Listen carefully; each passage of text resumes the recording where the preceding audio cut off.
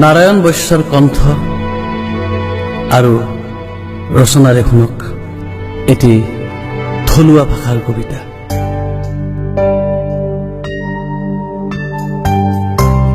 ঘনকে মনত পৰে, আজি ঘনকে মনত পৰে, গাঁওখানৰ কথা মনত পৰে, গাঁওখানত মোৰ ঘৰখানৰ কথা মনত পৰে। মনত পৰলিয়ে কেম্বা কেম্বা লাগা কথা গেলা আজি দুখো ঘনকে মনত পৰে। ডাঙৰ বাইদত তেলৰ ভাৰত উঠা বল্লিটো চটলত বঠি লৈ বাইচপা উইলাংতেই ফিচাৰ কোবত মামাথেৰ পেটলা দাইদেন নাকৰ বাৰেন্দা উজৈ বল্লি এৰি নাকত ধৰে। আকে জাপে বল্লি চটলৰ কাষত থকা বেলৰ গুৰ পাৱে। চোৱাগাল বুলি ৯০ বছেৰা আইতে গজ্জি উঠে। মাছটোও নিখালত এৰিবা খোজে। ও পৰ্বত থকা মানুহগেলাৰ আগত আটাৰ সেইটো মূৰ্তি দেখি মাই কিবা কবা খোজে। পিতেৰ ৰঙা চকুত মাই ভিতৰক দৰ মাৰে। ইফলেয়া বৈ তুলসীৰ পাতেদি পানী ছিটে বেলৰ গুৰ খুচি কৰে।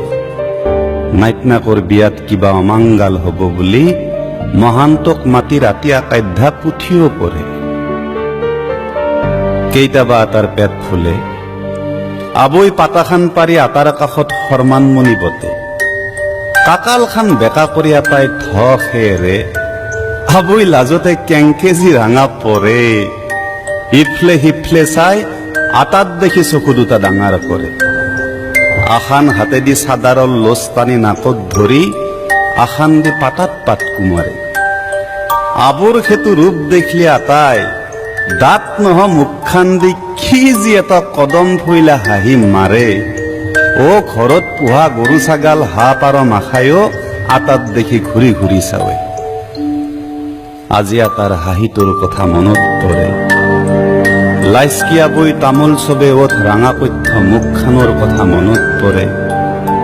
আটাই বন্য জুলকা জাপি চেপা চঢ়া কোকটো জাখেখানৰ কথা মনত পৰে। ঘৰখানৰ কথা মনত পৰিলি গাঁওখানৰ কথা মনত পৰে।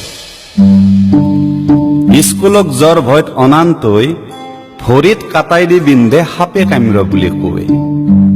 গাঁওখানত টোপনি নাই, ডাঙৰ ৰজা ভাগৰি যায়। ফিটদিনা স্কুলৰ পাই আহা চোপা চলিৰ লগত যেইটা সি কৰ্কোটা মাৰিবা যায়, ধৰা সাপে কামৰেছিল বুলি গাঁওখান ঘুমটি যায়। কলেৰাৰ বাহিৰে আহে, ৰোগী গেলা বমকি উঠে। বেমাৰীৰ বেদনা দেখি হেতা পৰি সুখে যোৱা মুখখান দি গাঁৱৰ কৈলাশ ডাক্তাৰে চামৰাৰ বেগত বেজি মাখালৈ ঘৰে ঘৰে চাইকেল মাৰে।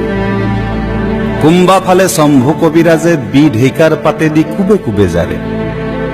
মন্ত্ৰ গেলা মাতলি দুখু মুখখান কপ্পা ধৰে। কাহাত কুবা মাতেদি কবিৰাজে কি যি মন্ত্ৰ মাতে। ও সন্তসত্তে এতৰ ঘূৰি চৰ পেহীৰ কাণৰ কাষত ফুচফুচে পোৱে। কবিৰাজে বোলে বিৰাও পোৱে। হাও হো জমি উঠছি। খুৰীৰ কথা অলংতে সন্তসত্তেৰ কথা মনত পৰছে।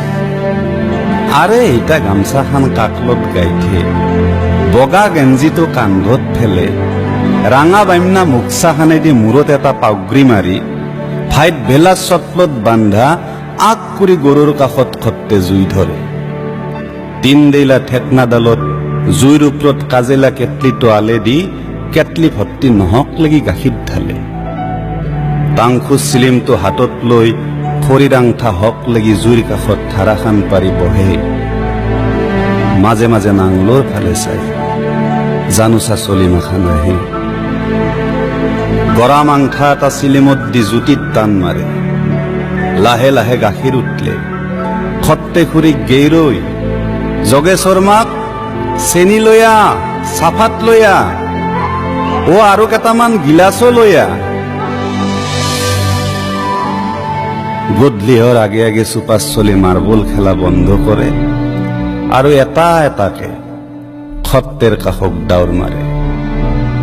খত্তে চাহ খুৱে ভাল পাইছিল, খায়ো ভাল পাইছিল। গবাত দি মুচিত চটলত পিল গাটা কৰি মাৰ্বল খেললিও সত্যৰ একো কথা নাছিল। উহে ফেলে মেলদা ধানত খেলান নিচাত আমাৰ দুটা এটা খোজ গেলিও সত্যৰ একো কথা নাছিল।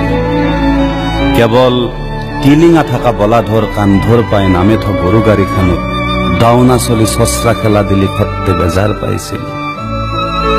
গাড়ীখান সত্যৰ কলজাৰ আছে। এংকেই জানাই নাজনাই সহাজকে চলছিল মোৰ গাঁওখানত মোৰ ঘৰখান। বিপদে আপদে কোনো কাৰো গা নিছিল। ঘৰ গেলাত সঁচাকেই মৰাম জিৰিছিল। আজি সত্যে নাই, আটা আবুও নাই, কাবাত ধানত ডাঙৰ ভাখৰিটোও নাই, কোনোবাই পেটত গাইঠে লঘানে থকা দিনো নাই। আবুৰ বুকৰ মাজত সোমে সাধু কথা শুনি টোপনি যোৱা চলিও নাই। স্কুলক নেগলি ঘৰৰ পাই কুবেনি শ্ৰেণীত মৰাম কৰি পঢ় পঢ়ভাত পণ্ডিতো নাই। আৰু সন্ত সত্যৰ গৰু গাড়ীখানো নাই।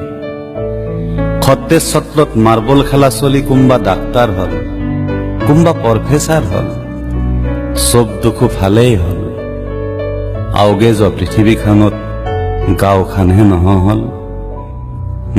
হৈ যোৱা গাঁওখনৰ কথা আজিখনকে মনত পৰে।